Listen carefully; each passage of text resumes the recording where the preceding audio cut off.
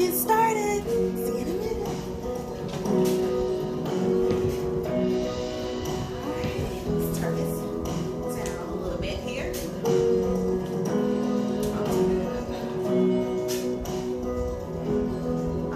Alrighty, I hope you all have had an awesome week so far, and I hope that you all have been practicing self-care in some type of way, some type of form or fashion. If not, it's okay. It's still not too late. You can still do it before bedtime. You can do it first thing in the morning. But I'm here to inspire you. Today has been an awesome day for me and my family. So I was like, you know what? Let's spread this energy to others because it's been an awesome day.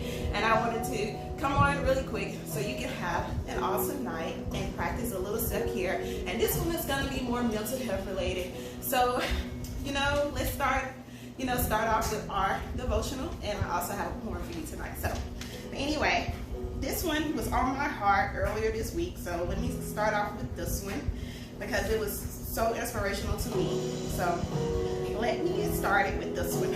Okay, and I'll tell you the title of it later. So it starts off like this: those who sow in tears shall reap with sounds of joy. And that's Psalms 126, chapter 126, verse 5.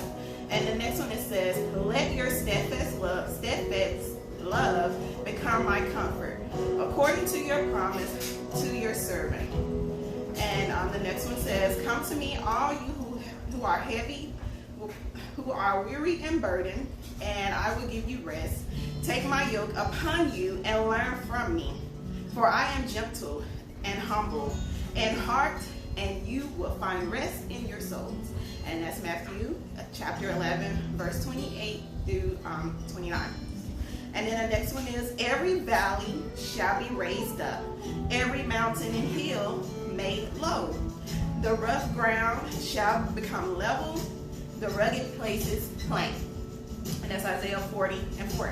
And then the next part of it goes like, all-knowing one, I come to you with the burdens weighing me down. Grief has ripped my heart to shreds. You say that you give rest. Oh, how I need that right now.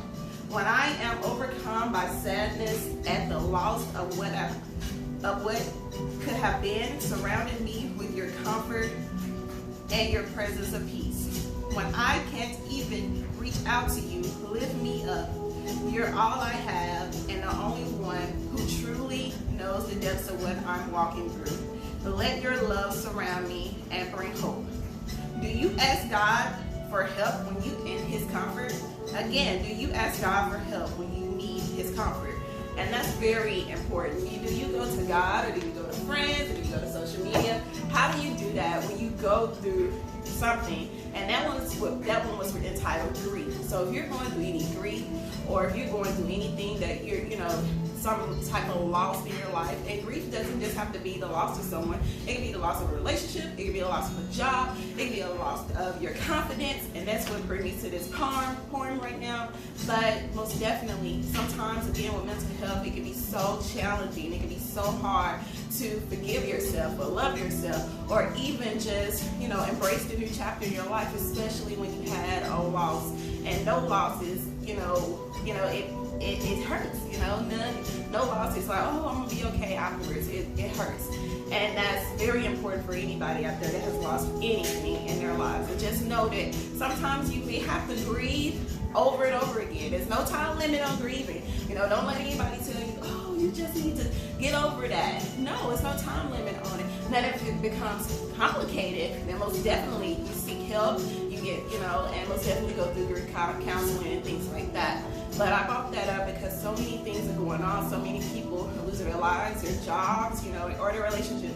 And they, may think it's the end of the world, but it's not the end of the world. So the next thing is this poem, and then I'm going to go straight into some self-care and, go from here. And the title of this one, well, I'll say the title for last because I might ruin it. So it's about how we talk to ourselves. Our inner talk and how we feel about ourselves is very important. Before you read this poem, take a moment to reflect on how you talk to yourself about yourself. That's my oven. Give me a minute. Don't want to burn nothing up. Okay. It says, talk to yourself about yourself? And just think about that. How do you talk to yourself? What are the words that you use every day when you wake up? What are you saying to yourself? When you look in a mirror, what are you saying to yourself? Your words to yourself are heavy and mean more than you realize as you walk through your daily routine. Try your best to rework the words that you say to yourself, the feelings that you hold about yourself, and the value and meaning that your life is why you are here. You matter. I'll say that again. You matter. So choose your words about yourself carefully. Your thoughts matter. Your words matter. Even if no one but you can hear them.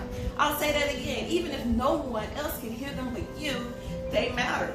How do you talk to yourself? Ask yourself this. How do I talk to myself? What are the great aspects of my character? What talents do I have? What am I proud of today? Just ask yourself these. When you wake up in the morning, some people don't like looking in the mirror when they wake up or wash their face. And they're just like, oh my God, I'm just this, and I'm just ugly, and I'm just like, I'm fat, I'm all of this, nobody likes me. So when you start those words out like that, that's how that's how your life is set. Your day is set because you start that negative thinking. So change the negative thinking to positive thinking and reflect on how you love yourself and like yourself. Just change the narrative with that. So this part of the poem, just listen really carefully. It's gonna sound strange at first, but then when I reverse it, you'll see how it actually is supposed to sound. So this is how it sounds. I'm very ugly.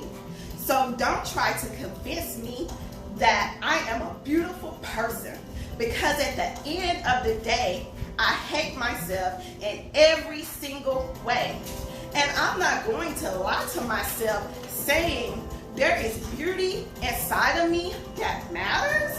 So rest assured, I will remind myself that I am worthless, a terrible person, and nothing you can say will make me believe I still deserve love. Because no matter what, I am not good enough to be loved. And I am in no position to believe that beauty does exist within me. Because whenever I look in the mirror, I always think I am as ugly as people say.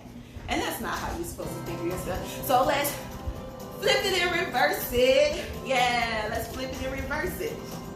Am I ugly as people say? Because whenever I look in the mirror, I always think beauty does exist within me. I am in no position to believe that I am not good enough to be loved. Because no matter what, I still deserve love. And nothing you can say will make me believe that I am a worthless, terrible person. So rest assured, I will remind myself that there is beauty inside of me that matters. And I am not going to lie to myself by saying,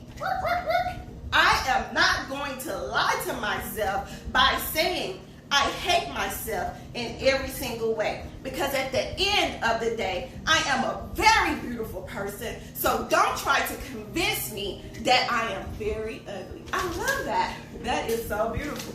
And it goes to say, now that you have read this poem, it continues to say, how do you feel about yourself? Because some people still, after reading that and talking words of affirmations over themselves, they still believe that I'm ugly, I'm worthless, I'm not this. But when you start saying that, you're creating a narrative of your life. You are over this chapter in your life. Most definitely, have faith in going through this chapter. But you are the director. So how is it going to continue to go? God is your director, really. He's your leader. But at the end of the day, he gives you a chance to, say, hey, I have options. Hey, I can do this. I can be able to change the narrative. I can change the narrative, how I talk to myself, how I feel about myself, and even how I feel about others. Because there is a, what am I trying to say here? I lost my train of thought here. But there is a communication out there that says, hey, how you feel about yourself is how you're going to treat others. And I'll say that again. How you feel about yourself, that's how you treat others. And that is true to a sense, but you have people that will walk a mile for other people and wouldn't even walk a mile for themselves. And it's sad, but it's true, because sometimes we can love and see the beauty in everybody else except who we are inside. But if we take one moment and practice that self-care, we take one moment and believe in ourselves, believe in our mental health, that we can keep pushing. Yeah, I may need this man. Yeah, I may need to go to therapy. Yes, I may need to talk to a friend or a loved one. But at the end of the day, I need to talk to myself. I need to pour in myself. How are you pouring into yourself today? Are you speaking positive thoughts, or are you speaking negative thoughts? So I wanted to hurry up and do a little self-care when it comes to the mental health. So you want to put you can do 2 fingers, you can do 1 finger, and put them to your temple here. And pretty much you're changing the narrative. And sometimes I do this if I have a really bad headache, and you just sit yourself in a position just like this and just be calm. And you can close your eyes or keep them open, preferably keep your eyes closed, and just, massage your temple. And, as far as a metaphor, you're massaging your mind to change and to think a certain way. I am beautiful. I am enough. I will complete that assignment. I will get that promotion. I will. Because with those, and then when you do that and, continue to go in a rotation where you're going forward when you do your temples like that. And then you go in reverse motion and say to yourself, I am not what the enemy say I am. I am not ugly. I am not horrible. I am not, worthless. I am not the person, the black sheep of the family. I am not this and I'm not that. And you do that in reverse, because those are the thoughts you want to get out of your brain. And then you go back in forward rotation. I am enough. I got this. And sometimes people say, I'm tired of having it. I got it all the time, so when can I let it go? But I am not going to let it go, because I'm going to tweak it so it can manifest and it can benefit me in some way. I will make it, and you continue, you just massage your temples and you create a better narrative and think better and speak positive things over yourself. And you continue to do that. And anything negative, you reverse it and give it to God and say, that's not me no more. I'm going to change the narrative. I'm going to change who I am. And I'm going to conquer over all of this stuff, no matter if I'm going through anything grief related, no matter if I'm going through anything that, may be detrimental to my life. I may be in a process of losing a job, a home, a car, a relationship. All of those things you can grieve over. But I just want to come to you and say that you have control over the narrative of your life, and stop speaking bad and negative things over yourself and speak positive things over yourself, and just relax. And every night before you go to bed, massage your temples and just speak positive words over yourself. That's all I have right now. So you have a blessed week, and hopefully I can see you tomorrow for Motivational Meal Prep Monday, and stay tuned for that. If you have any questions or concerns, or want me to try a different dish, make sure you get on there. But most definitely you practice self-care, and most definitely whatever energy that you're pouring into others, if it's positive and you're not pouring it into yourself, take a moment and pour that energy to yourself.